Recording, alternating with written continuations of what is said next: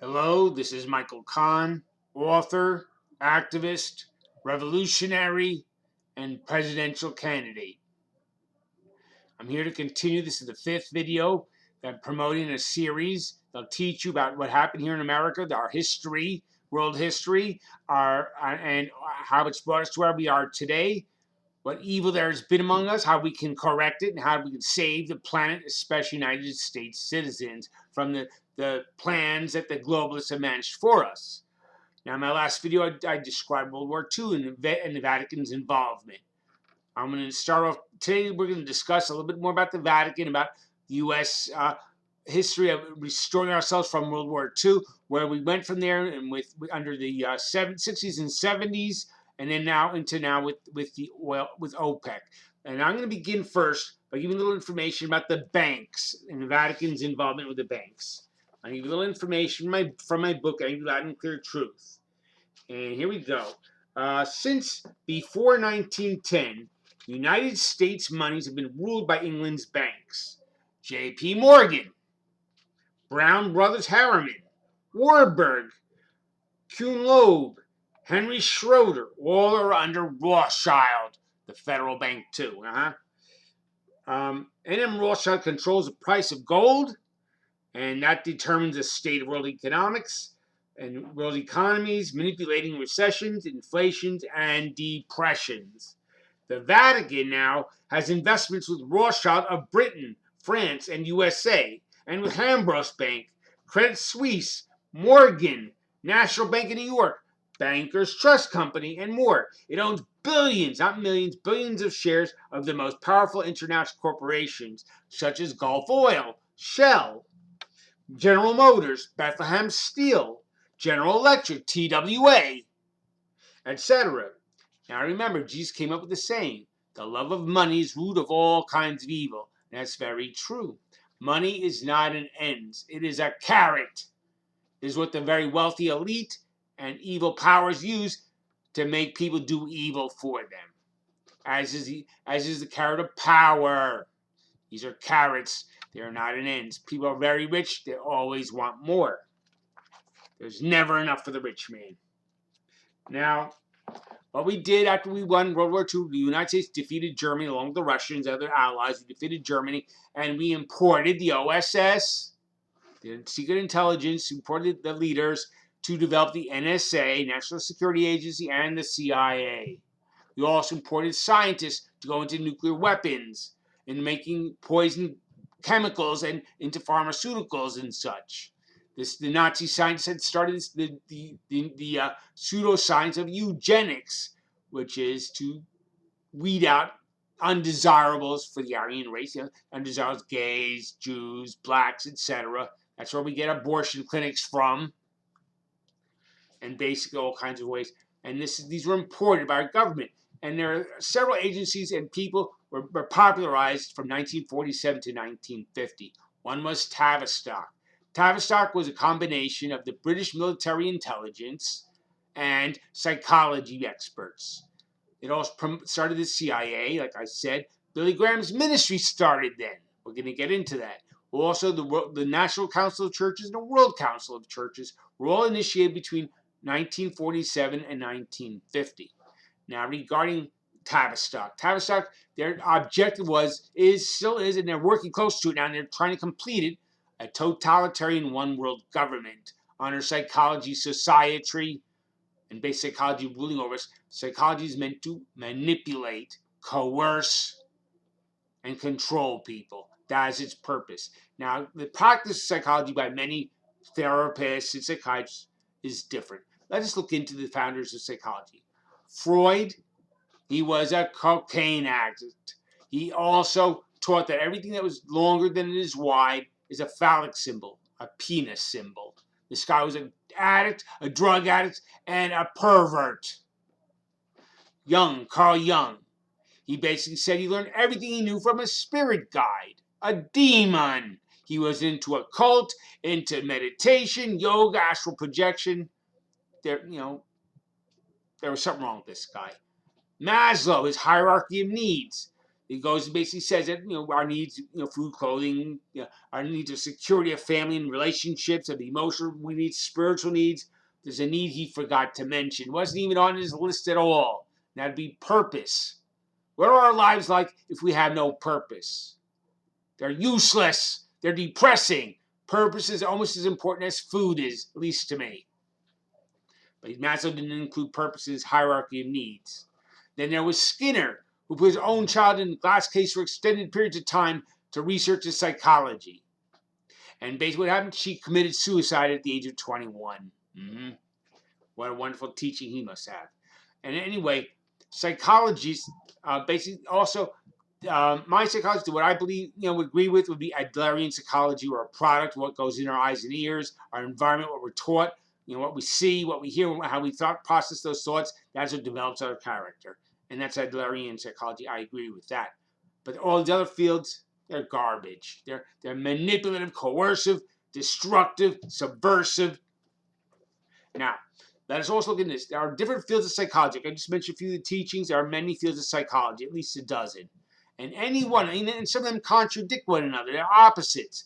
But any one of them can be practiced by somebody who has studied that field of psychology. And they're all considered equally legitimate, even those that oppose each other in teachings. What does that tell you about it? Furthermore, psychology was developed by people who basically thought about themselves. They cogitated on what made them tick, what they were all about. And they basically said, other people like us, that's how they got their ideas and their teachings, from self-introspection.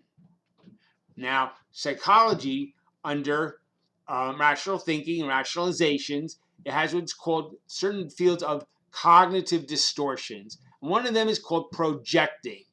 And projecting, which falls under the category of cognitive distortion, projecting is when you think other people behave like you do for the same reasons. That's called a cognitive distortion. In other words, thinking error. So basically, all of psychology is based on thinking errors, because the fathers of psychology thought other people were made of the same stuff they were, thought the same way they did, had the same motivations as they do. This is all an error.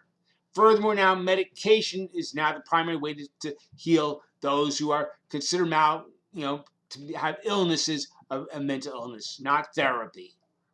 I, on the other hand, believe in chiropractic, developing a backbone, a vertebrae, learning to have confidence in yourself, to stand up against powers greater than you, to not be afraid. There's something about that that's very healing to the mind. It gives you confidence, makes you upright, makes you walk tall, not be depressed, because you have purpose in your life. You have direction. You know what you're about. You have confidence in yourself. You are somebody. And you want to call it chiropractic, basically where people oppose you, but also uplift you. They basically show their admiration of you or their confidence in you, but also come against you, and you stand up to their evil or what they oppose you with. And that develops confidence and backbone. I went through that at Trenton State Psychiatric Hospital. I spent 21 months there in one hospital stay, and I developed a lot of backbone. While I was there, they told me this truth. They basically said the revolution not be televised, because they had seen what I was about. And they trained me for my work. I was beat up several times, threatened every day, many times. I was given impossible obstacles, overcame them. This all developed character and strategy skills, debating skills, hope, confidence, courage, and the like. It was done intentionally, deliberately. I thanked them for it. And they told me repeatedly, the revolution will not be televised. We're going to get into that later in this video. Now, other things you have to remember is that these chemicals control you. Antidepressants cause suicidal ideation. I take a psychotropic drug, very low dose, just to keep my thoughts correct, because I've been in places, and I'm talking about my mind, it's gone where it shouldn't go, and I have memories. It just to block them out and make me think straight, to get rid of all the wandering of the mind.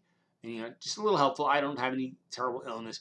I'm very clear thinking. A little medication is helpful. I take the least pharmaceutical possible. The only pharmaceutical I take, I don't even get aspirin. Not even when I have a headache, nothing. Now, furthermore, so Tavistock was created with these Freemasonic controllers who have infiltrated government, media, education system, health system, the Tavistock shock troops. And also then, what else happened? Like I said, the churches started getting big. all the congregations, they started teaching what the Vatican wanted them to. All Congress, the pastors stood by the Republican government, the Republican Party, for what they stood for. We'll get into that later. And Billy Graham's ministry. Let us see about Billy Graham. Billy Graham was basically supported the Pope. He was a man of the Vatican. He never battled against Rome. He said the Pope was admirable. He was a great man of peace, and one of the greatest workers towards goodness in the world. And the Vatican poured millions of dollars into South and Central America to have a revival, and reinstate people who had left the church. And also Hearst, the Hearst Foundation, great media mogul, the whole conglomerate, supported Billy Graham and helped grow him. And you would maybe be interested to know that Hitler had a contract with the Hearst Media Foundation, $400,000 a year, to slant the news in their favor, slyly, convincingly. And this is, put it all together if you can. And Billy Graham basically went out there with this, relationship with have a personal relationship with Jesus. He didn't preach all the fire and brimstone so much as promoting having a personal relationship with Jesus. Why did he do that? Because in the 1960s and 1970s, there was a lot of rebelliousness. That was the time of the Vietnam War and the draft, where they put you into military service whether you want to be or not. They made a law, you go to prison if you don't. And basically, the kids didn't want the Vietnam War. They didn't like it. They didn't like being told they had to kill or be killed. And of course, the CIA brought in drugs. Let's put in, for instance, what's said about the Grateful Dead. Here's a word about the FBI.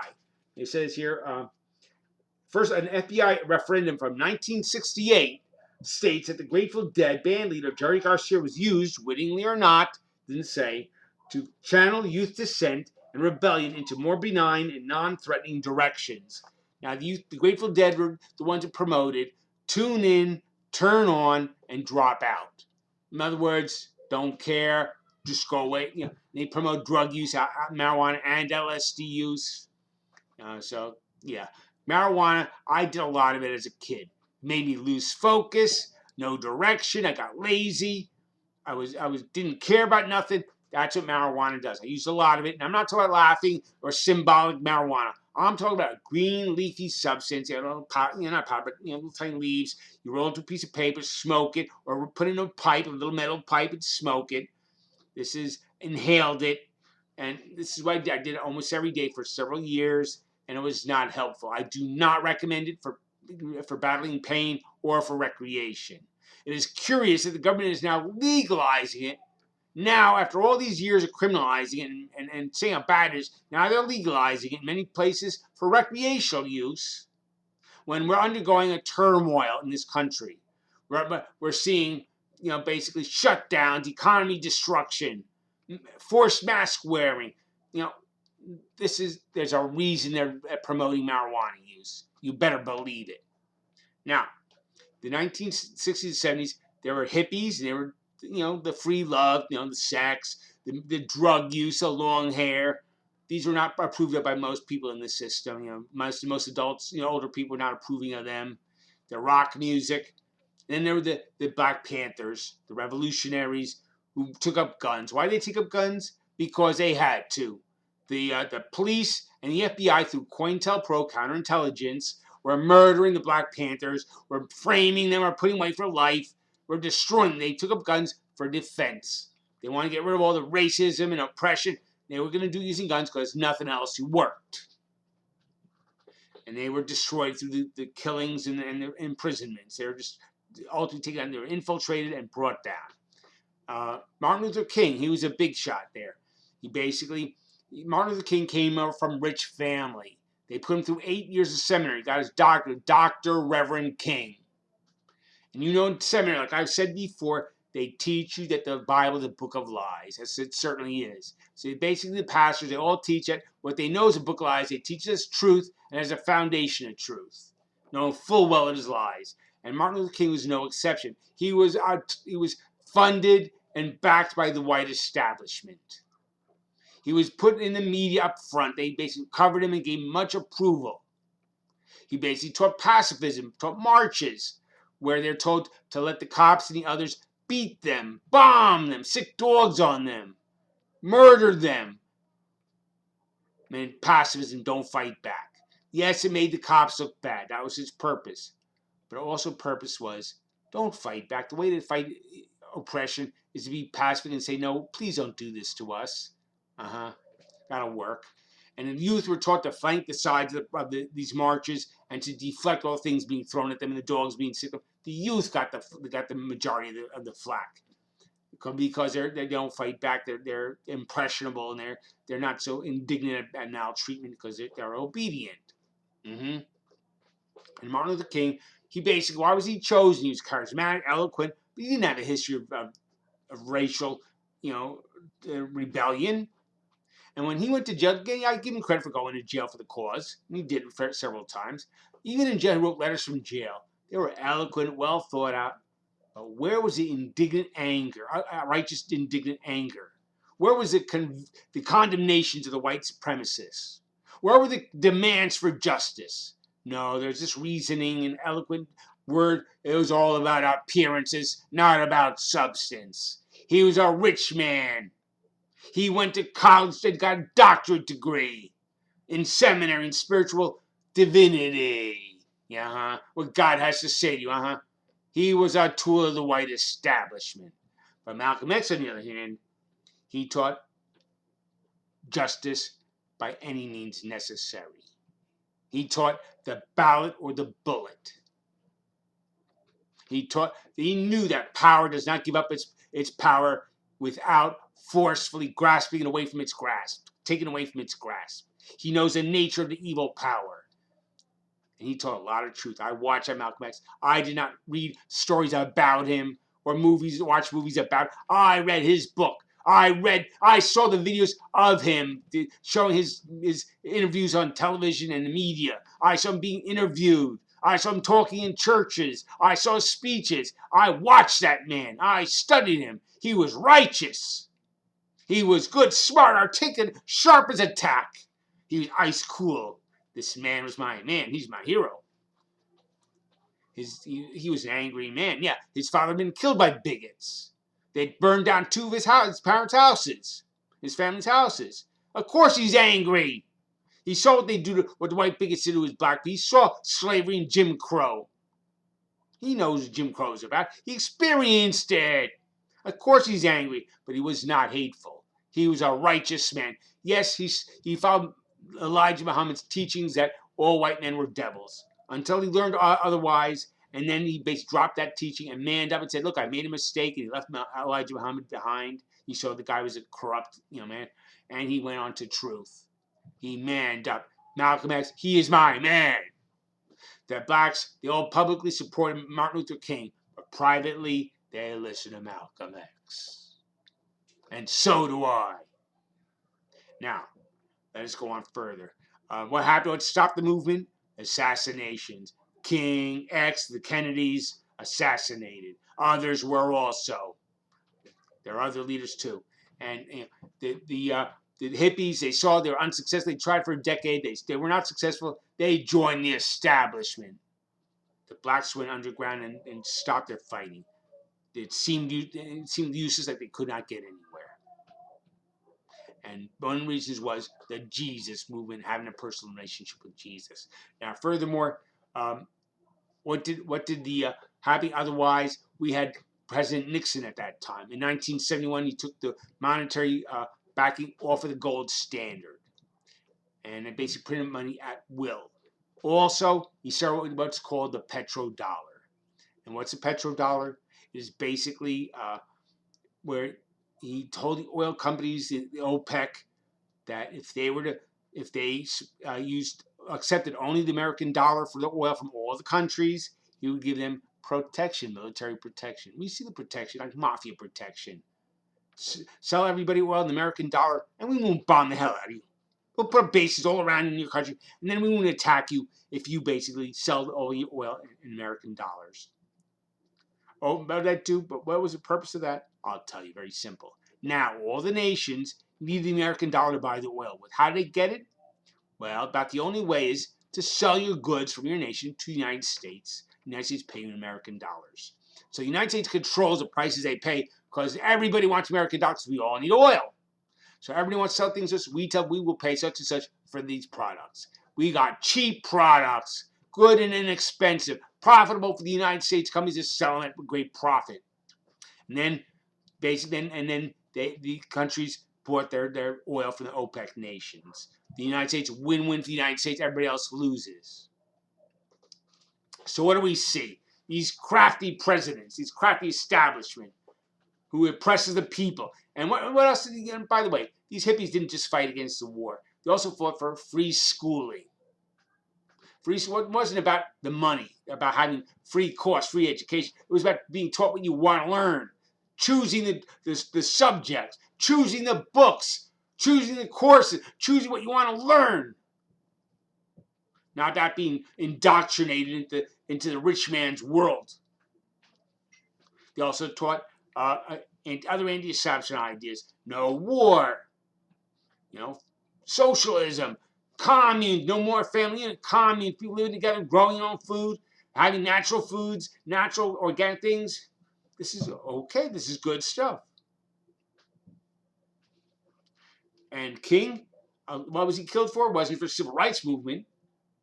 But King basically taught that the reason he was assassinated was because he went after the wallets. He told people that, first of all, he started supporting the labor unions, and he also basically was anti-materialism, started teaching against materialism. That's his last speeches were against materialism. And furthermore, he taught against the Vietnam War. He taught the people that Ho Chi Minh, the Vietnamese leader, made a constitution like the United States one. He had 90% of his people's support. No president's gotten past like 60% of the people's support. Ho Chi Minh had 90% of his people's support. And you know what? They were rebelling against France's colonization. They were a colony of France. They want their freedom, just like the American Revolution from Britain. That's what this is about. But the government told them that they were communists aligned with Russia. But later found out that Russia had nothing to do with them. This is CIA propaganda to destroy them and get their rubber plants to make them a colony of the United States, not of France. And the CIA lied to us about that.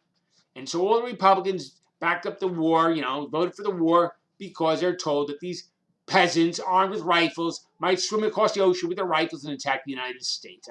And believe that. They're going to believe that because they're idiots. The people believe anything. They don't think. Now, furthermore, let us get into this whole idea of assassination. Understand, people who are national, who basically support the United States and have all wealth the United States and being a sovereign nation above all the other nations, a city on the hill. This is not nationalism. Oppressing other nations, destroying other nations, killing them off, being imperialistic. This is not nationalism. It is not patriotism. It is greed and selfishness. Hating other people, other nations, destroying them, looting them, exploiting them. That's not patriotism, nationalism. That's greed and selfishness. Let's bring our nation to righteousness, to be an example that other people love, not who hate and fear us.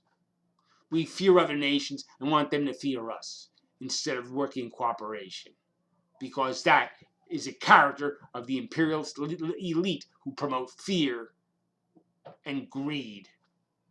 Let's turn away from them. Have a great day. Think on that a little bit and smoke that. Have a great day. Be well.